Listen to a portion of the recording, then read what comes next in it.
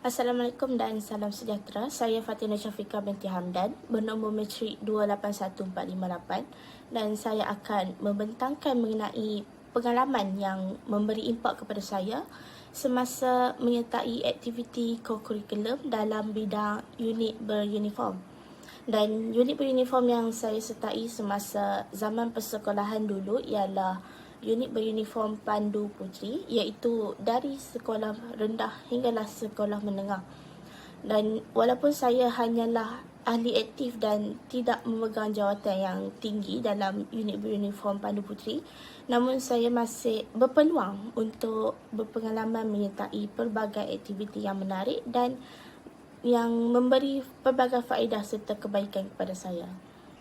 Antara pengalaman yang memberi impak kepada saya ialah semasa saya menyertai perkemahan Pandu Puteri MRSM se-Malaysia pada April 2017 di Pekan Pahang dan berlangsung selama 3 hari 2 malam.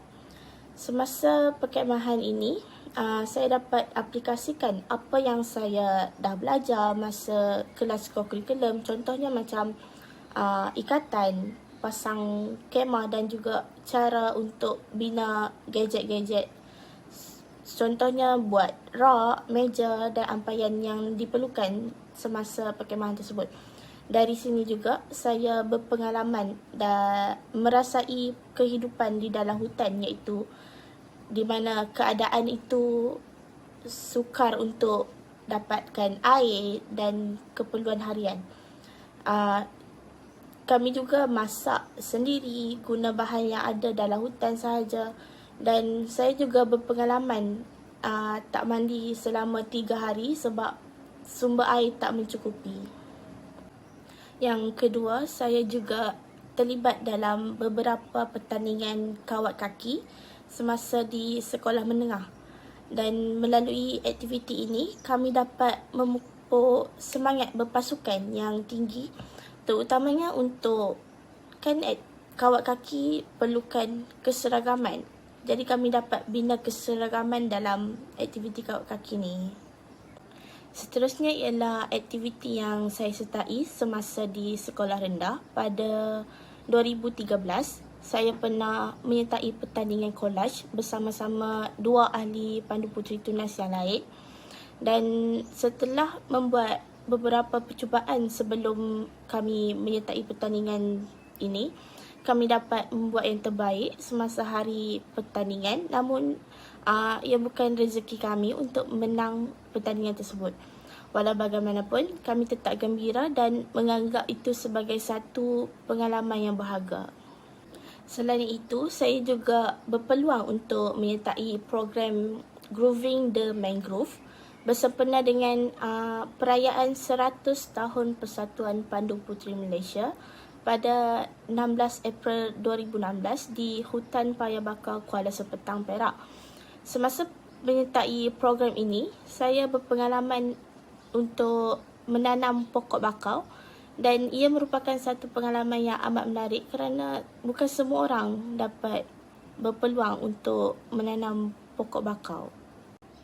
Dan yang terakhir ialah Karnival Pandu Puteri Tunas peringkat kebangsaan pada 2012 yang diadakan pada 12 hingga 14 Oktober 2012 di Bukit Merah Lake Town, Perak. Ia merupakan perkemahan juga tapi versi moden sebab kami bermalam di Hotel Lake Town di mana ada aircon, mandi pun guna shower. Dan karnival ini melibatkan wakil dari setiap negeri dan saya sebagai wakil dari negeri Perak. Pelbagai aktiviti yang dijalankan semasa karnival ini seperti menjual souvenir dan hasil kreatif dari negeri masing-masing. Contohnya macam kami dari Perak, kami ada menjual karipap mini dan beberapa barangan lain yang di craft tangan sendiri. Selain itu, kami berpengalaman menjalani aktiviti jungle trekking, melawat ke mini zoo dan pulau orang utan. Ada juga pergi ke waterpark dan ada malam unggun api di sekitar Bukit Merah Lake Town tersebut.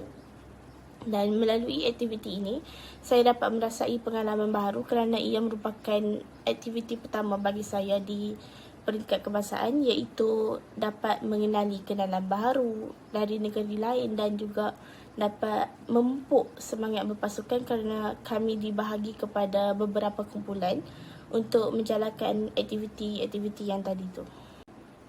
Jadi, dari aktiviti-aktiviti tadi, saya dapat peroleh pelbagai impak.